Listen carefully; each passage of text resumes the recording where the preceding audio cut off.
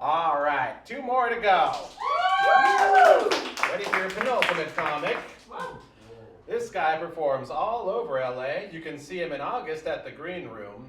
He's funny, he's hella handsome, and let's be honest, that beard looks like a great place to sit. Give it up for Reese Ferreira.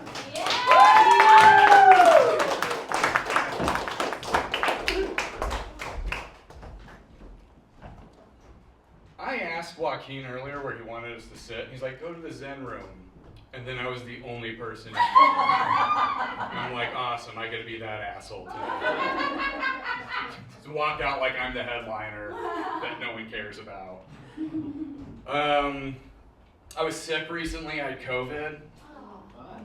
Yeah, it sucked. And I also recently just went through a breakup of 6 years. So I was sick, I lived by myself, it was very lonely. I also have rheumatoid arthritis, so I'm an at-risk person. You know, one of those people you were supposed to wear a mask for, but you just couldn't go another day without bottomless mimosas, thank God. So yeah, so it was very scary and lonely. And I was like, well, I know what'll make this better. If I download all the dating apps. And boy, what a great decision that was, let me tell you. It's an awesome feeling running 103-degree fever while feeling fundamentally undesirable. Just fucking magical. And it's tough because like all of my pictures are with my ex, right? So I had to take new pictures. So they're just like me laid up in a bed, paler than Dracula, sweating. Like I look like a Victorian child dying of scarlet fever. You know, and I even tried to do, you can put videos on Hinge, and I tried to do like a cute little video of me dancing, but it just ended up of me on all fours coughing up blood onto the floor.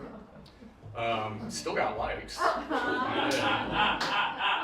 Not from anyone I want a goddamn thing to do with, but I got them nonetheless. And I don't know, I think it's important to look like the pictures, so I wasn't that far removed, like I'm not Dracula white. But I am a sweaty person. Like, I have 2 modes of being, which is out of the shower and melting. That is how I exist. And you know, like, I feel bad, like, if you have sex with me, you're gonna wake up the next morning looking like you spent the day at the Salt Flats. That's what that looks like. So, my guarantee to you is clogged pores and disappointment. Definitely disappointment. I had to prove that to someone. I hooked up with this woman, this was some weeks ago, and she was in her 20s. And I was like, I'm 36, and I was like, I'm an old man, are you sure you really want to do this? And she was really insistent. I kept being like, I'm old. I need you to understand I'm old. I am an old man. You're young, I am old. And she's like, but do you fuck like an old man? Do I fuck like an old man? Yes, I have rheumatoid arthritis. What do you think I was trying to tell you for the last 45 minutes? Everything I do is like I'm old. But, you know, if I have to prove a point, I will prove a point. And I certainly proved that point that night. And you know, to be fair to me, somewhere in the night she had told me she wanted to be the world's first ethical billionaire. And it's just really hard to be passionate with someone that stupid. That's a challenge. And then I started having ethical issues because I was like, I don't even know if she's smart enough to consent. So that's a Me Too post I'm not looking forward to. He knew I only had half a brain, and he still had sex with me anyway. I'm just sitting there. I thought she was a dreamer. It's LA. You like that one, Clay? My dad got laid off recently. It's fine, he sucks. He's garbage. But he was a medical physicist. And he wasn't always a medical physicist. It fucking sucks. I hate to say it. He's like one of the smartest fucking human beings I've ever met. And like he got his degree is in history. He did cryptography for the military. Then he did like computer engineering, support engineering shit. And then his company forced him to become a medical physicist, just casually. And it's because he's that smart. But all he would do once he got that job is just bitch about it. And he would just go, I'm not a scientist, I'm an engineer, which is a really weird thing to complain about. I've never heard someone complain about being a well-respected physicist who's also well-paid and helps people survive cancer. That just seems a strange thing to complain about. It's like, dude, all 4 of your kids hate you, your wife hates you, your entire family hates you, but what keeps you up at night is that you're a scientist. That makes a lot of sense. But what sucks the most is I am low contact with my family, so now I have to be a little bit more in touch with them.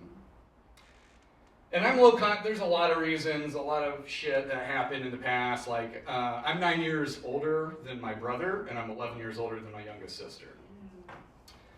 And there was a stretch where I was the one actually raising them. And I don't know if you've ever been a 13-year-old single father, but it's pretty fucking challenging, let me tell you. Like, you can't do any of the things you need to do. Like, forget like driving them to a doctor's appointment. You can't even get it set up because apparently doctors hate the question, what's insurance? Don't love that one. Like, go pick up my brother from daycare and they'd be like, where's your mom? And I'm like, lying on the floor in the dark staring at the ceiling.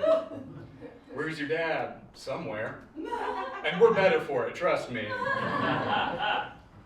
right, guys. Who's excited for mac and cheese and hot dogs for the 7th night in a row? God, it was tough. It's no wonder I discovered drinking when I was 13. You know, Daddy needs something to take the edge off. Sitting there like, I'll tell you a story later. Daddy's trying to enjoy his vodka Capri Sun.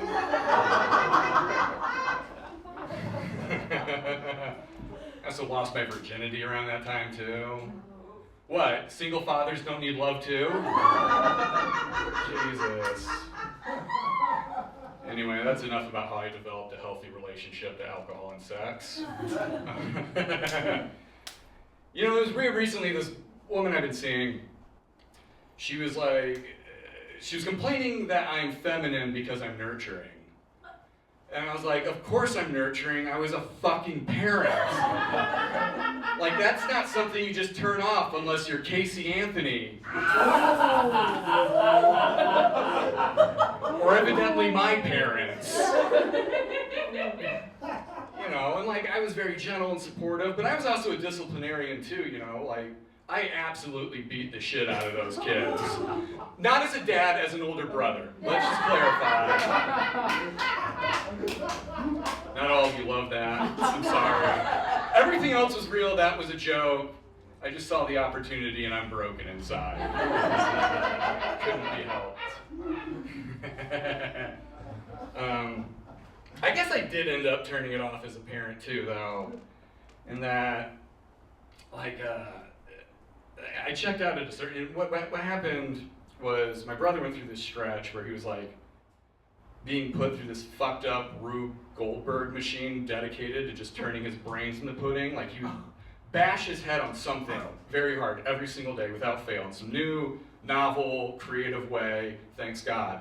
And, you know, it got to the point where eventually he would fall down and he would kind of go like that before he got up, right?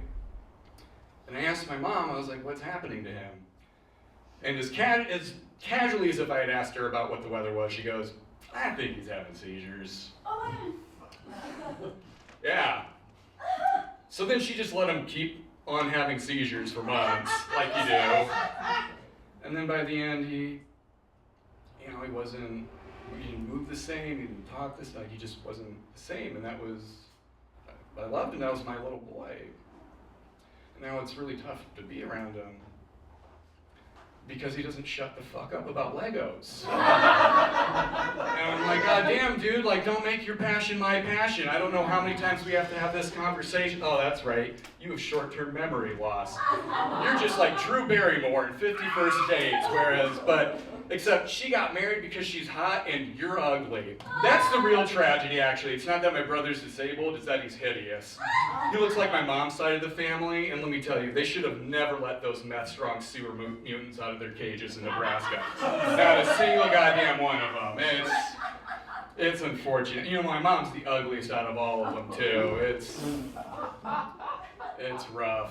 Like, a lot of people think she's a vampire. She doesn't have a reflection. And obviously she's not a vampire, they're not real. What happened is that a reflection hung itself years ago. Which I would too if that was the only face I ever saw. I can be bitter. I don't know if you heard the part about the neglect and how my brother's disabled now. I'll leave you on this. I recently installed a bidet. Yeah.